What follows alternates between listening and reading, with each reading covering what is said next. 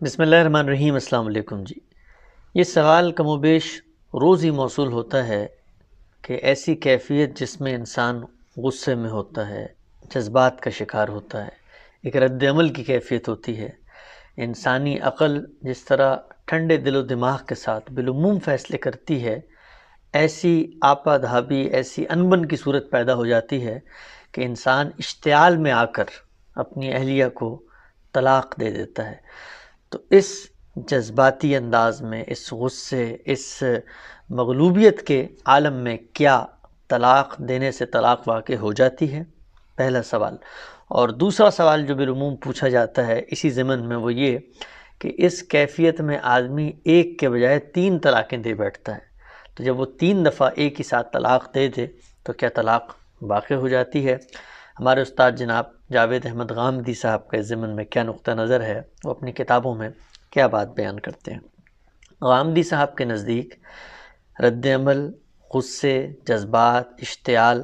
میں اگر آپ طلاق دے دیتے ہیں اور آپ کے پیش نظر طلاق دینا نہیں تھا، گویا آپ کی نیت نہیں تھی، یا آپ یہ ارادہ نہیں رکھتے تھے، یا آپ سے اگر پوچھا جائے کہ آپ دینا چاہتے تھے تو آپ پیچھے مڑ کے دیکھتے ہیں اور پلٹ کے یہ محسوس ہوتا ہے کہ نہیں، میں دینا نہیں چاہتا تھا، لیکن ایسی خاص صورتحال اور کیفیت پیدا ہو گئی جس میں یہ الفاظ منہ سے نکل گئے، تو اس طرح کی دی ہوئی طلاق واقع نہیں ہوتی۔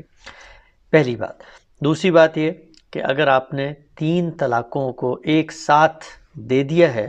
اور یہاں پر بھی صورتحال یہی تھی کہ آپ محض غصے اور جذبات میں یہ کام کر بیٹھے ہیں، تو طلاق تو اصلاً واقع نہیں ہوگی، لیکن آپ یہ کہتے ہیں کہ نہیں، میں ایک طلاق دینا چاہ رہا تھا لیکن شدت جذبات سے میں نے 3 دے دی ہیں، تو اس صورتحال میں بھی ایک ہی طلاق سمجھی جائے گی۔ اگر آپ ایک طلاق دینے کا ارادہ رکھتے تھے، بقیہ جو 2 طلاقیں آپ نے اس کے ساتھ دے دی ہیں وہ تسلیم یا تصور نہیں کی جائیں گی۔ غامدی صاحب کی جو یہ رائے ہے اس کی بنائے استدلال کیا ہے؟ اور ہمارے جلیل القدر علماء اور فقہا بالعموم جو اس ضمن میں نقطہ نظر رکھتے ہیں اس سے ہمیں اتفاق کیوں نہیں ہے؟ علماء کا نقطہ نظر ہم پہلے جان لیتے ہیں۔ علماء کے ہاں یہ بات بالکل سادہ ہے کہ آپ نے غصے میں، جذبات میں، رد عمل میں، اشتعال میں، ہنستے ہوئے، روتے ہوئے جیسے بھی طلاق دی، طلاق واقع ہو جائے گی، پہلی بات۔ اور اگر آپ نے 3 طلاقیں ایک ساتھ دے دیں تو 3 کی 3 واقع ہو جائیں گی، گویا اللہ نے آپ کو جو حق دیا تھا 3 طلاقوں کا وہ آپ نے استعمال کر لیا۔ اب آپ کی بیوی ہمیشہ ہمیشہ کے لیے آپ سے دور ہو جائے گی، آپ نہ اس کے ساتھ رہ سکتے ہیں، نہ آپ اس کے ساتھ کوئی رجوع کا معاملہ کر سکتے ہیں۔ علماء کے استدلال کی بنیادی طور پہ 2 دلیلیں ہیں۔ ہمارے علماء کرام یہ کہتے ہیں کہ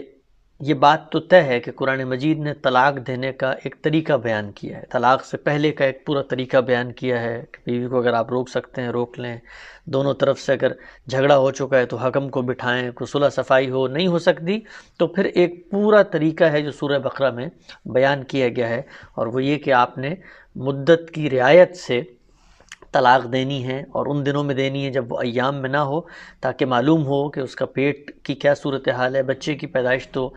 یہاں پر نہیں ہو رہی۔ تو طلاق کا ایک پراپر طریقہ ہے، اور ایک طلاق دی جائے گی، اور اس کے بعد وقت گزرنے کے بعد خاتون گھر چلی جائیں گی، اور اس کے بعد اگر آپ چاہتے ہیں تو آپ ان سے دوبارہ نکاح بھی کر سکتے ہیں۔ لیکن ہمارے علماء کرام یہ کہتے ہیں کہ مان لیا کہ قرآن مجید نے یہی طریقہ بیان کیا ہے اور یہی درست طریقہ ہے طلاق دینے کا، لیکن اگر کوئی 3 طلاقیں ایک ساتھ دے دیتا ہے تو اب یہ مان لیا کہ غلط طریقہ ہے، لیکن یہ دینے کے بعد 3 طلاقیں نافذ ہو جائیں گی۔ اس کی دلیل وہ یہ دیتے ہیں کہ قرآن مجید کے باقی احکامات پر غور کرنے سے ہمیں یہ معلوم ہوتا ہے کہ اگر آپ کوئی کام غلط طریقے سے بھی انجام دہی ہو اس کی، تو وہ باہر کیف نتیجہ خیز ہو جاتا ہے۔ مثلا وہ یہ کہتے ہیں کہ اللہ نے منع کیا ہے کہ آپ نے کسی شخص کی جان نہیں لینی، لیکن اگر آپ کسی کو غلطی سے قتل کر دیتے ہیں تو اب اس کا ایک نتیجہ ہے جو مرتب ہوگا، اور وہ یہ کہ آپ کی غلطی کے نتیجے میں بھی آپ پر کفارہ عائد ہوگا، آپ پر جرمانہ، آپ پر جو سزا ہے شریعت کی وہ نافذ کی جائے گی۔ لہٰذا اگر قرآن کے بتائے ہوئے طریقے کے برخلاف آپ کسی طریقے سے طلاق دیتے ہیں تو اس کو بھی نافذ ہو جانا چاہیے ہے۔ ہمارا اس بارے میں نقطہ نظر یہ ہے کہ یہ جو مثال پیش کی جاتی ہے مثال کے طور پہ قتل خطا کی، تو اس خطا کے قتل میں خطا کی صورت میں کیا کوئی جرمانہ عائد ہوتا ہے، اس کا فیصلہ بھی اللہ کی شریعت نے کرنا ہے۔ یعنی اگر قرآن مجید نے قتل خطا کی صورت میں کوئی جرمانہ نہ بتایا ہوتا تو میں اور آپ اٹھ کر کسی شخص پر اپنی طرف سے کوئی جرمانہ عائد نہیں کر سکتے تھے۔ چنانچہ جس وقت قرآن مجید نے طلاق دینے کا ایک درست طریقہ بتایا تو کیا وہاں پر یہ بھی بتایا کہ اگر آپ اس غلط طریقے سے طلاق دے دیں گے تو طلاق واقع ہو جائے گی؟ قرآن مجید اس ضمن میں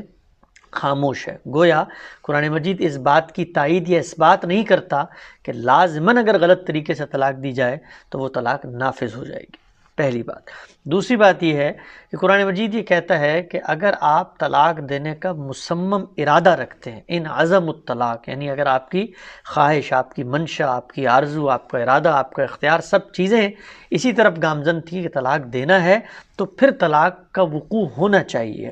لیکن اگر کسی شخص کے پیش نظر ہی یہ نہیں ہے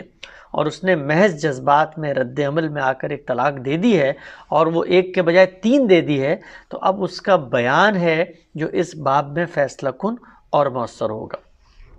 ہمارے علماء کرام اس ضمن میں جو دوسری دلیل پیش کرتے ہیں وہ رسول اللہ صلی اللہ علیہ وسلم سے منسوب ایک حدیث ہے۔ اس حدیث میں یہ بیان کیا گیا ہے کہ ثلاثۃ جدہن جد وہزلہن جد النکاح والطلاق والعتاق،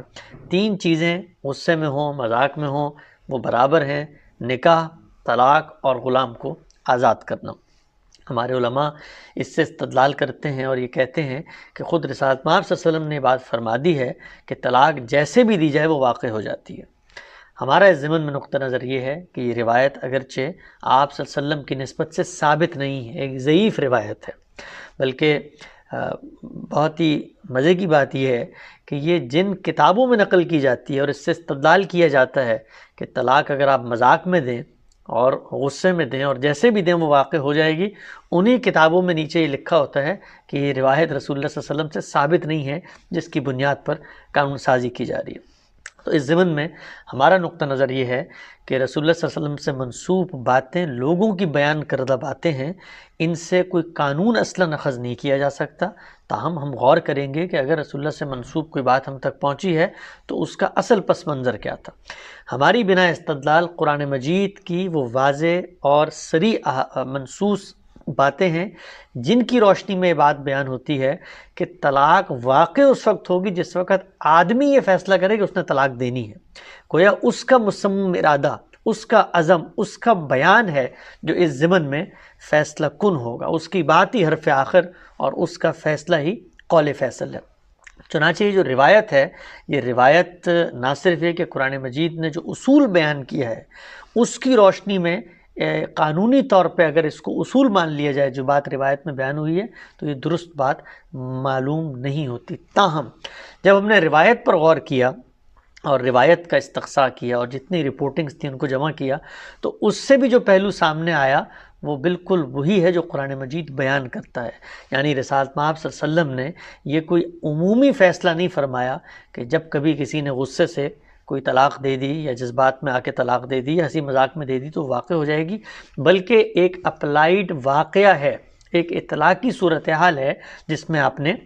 یہ فیصلہ کیا ہے۔ چنانچہ بعض حدیث کی کتابوں میں یہ بات نقل ہوئی ہے کہ پوری بات یوں تھی کہ کان الرجل یطلق النساء، ایک آدمی تھا جس کے بارے میں شکایت رسول اللہ تک پہنچی کہ وہ تو عورتوں کو طلاقیں دیتا رہتا ہے، یعنی کسی سے نکاح کر لیا تو اس سے حقوق کا مطالبہ کیا تو کہتا میں تو مذاق کر رہا تھا، میں تو سنجیدہ ہی نہیں تھا۔ اسی طرح طلاق دے دی تو بیوی گھر جانے لگی تو کہتا نہیں میں تو تمسخر اڑا رہا تھا۔ تو اس شخص کے بارے میں رسول اللہ صلی اللہ علیہ وسلم نے فرمایا کہ یہ جو تم نے مذاق بنایا ہوا ہے یہ دوبارہ کیا تو ہم نافذ کر دیں گے، لہٰذا محتاط رہو۔ تو یہاں بھی چیز جو پیش نظر رہنی چاہیے وہ یہ تنبیہ ہے کہ جو اصل بات ہے، جو اصل طریقہ ہے اس کی طرف لوٹنا چاہیے۔ اسی طرح کے بعض واقعات ہمیں سیدنا عمر کے عہد میں ملتے ہیں کہ آپ نے بھی ایک سختی کے ساتھ فیصلہ کیا کہ اگر کوئی شخص اب یہ کام کرے گا تو میں نافذ کر دوں گا۔ گویا اس میں بھی یہی پہلو مضمر ہے کہ یہ کام نہیں کرنا چاہیے اور اس کام سے لوگوں کو دور رہنا چاہیے۔ تو یہ اجتہادی اطلاق ہے قرآن مجید کی اس نص کی روشنی میں کہ اصل طریقہ طلاق دینے کا تو یہی ہے کہ ٹھنڈے دل و دماغ سے طلاق دی جائے، اس کے لیے 2 گواہ بنائے جائیں، اس کے لیے پروسیجر اپنایا جائے، اور اگر کوئی لا آف دی لینڈ ہے طلاق دینے کا تو اس کو اپنایا جائے۔ جب تک وہ مؤثر نہیں ہوگا تو طلاق بھی مؤثر نہیں ہوگی۔ تو پوری گفتگو کا خلاصہ یہ ہے کہ جذبات، رد عمل اور ایک انبن کی صورتحال میں، ایک اشتعال کی صورتحال میں، ایک ایسی صورتحال میں عقل کام نہیں کرتی، اگر آپ طلاق دیتے ہیں تو وہ طلاق مؤثر نہیں ہوتی۔ اگر آپ کا ماننا یہ ہے کہ آپ نے جذبات میں دی تھی تو آپ کا بیان ہی قابل قبول ہے، آپ کے منہ سے نکلے ہوئے الفاظ پر کسی شخص کو کوئی فیصلہ دینے کا حق نہیں ہے، پہلی بات۔ دوسری بات یہ کہ اگر آپ 3 کا عدد بول کر طلاق دے دیتے ہیں، اور اگر تو آپ کے پیش نظر طلاق دینا تھی نہیں تو طلاق واقع نہیں ہوئی، لیکن اگر آپ کہتے ہیں کہ نہیں میں 1 دینا چاہتا تھا اور اشتعال میں اور ایک چیز کو زیادہ حتمیت کے ساتھ بیان کرنے کے لیے میں نے 3 کہہ دیا، تو پھر 1 طلاق ہے جو واقع ہوگی اور آپ کے پاس رجوع کا حق ہمیشہ برقرار رہے گا۔ اس کی مزید تفصیلات اور رسالت مآب صلی اللہ علیہ وسلم نے اس طرح کے مواقعوں پر کیا فیصلے کیے ہیں، اس کی مزید جو ہدایات ہیں وہ آپ ہمارے استاد جناب جاوید احمد غامدی صاحب کی کتاب میزان میں قانون معاشرت کے ضمن میں طلاق کے باب میں پڑھ سکتے ہیں۔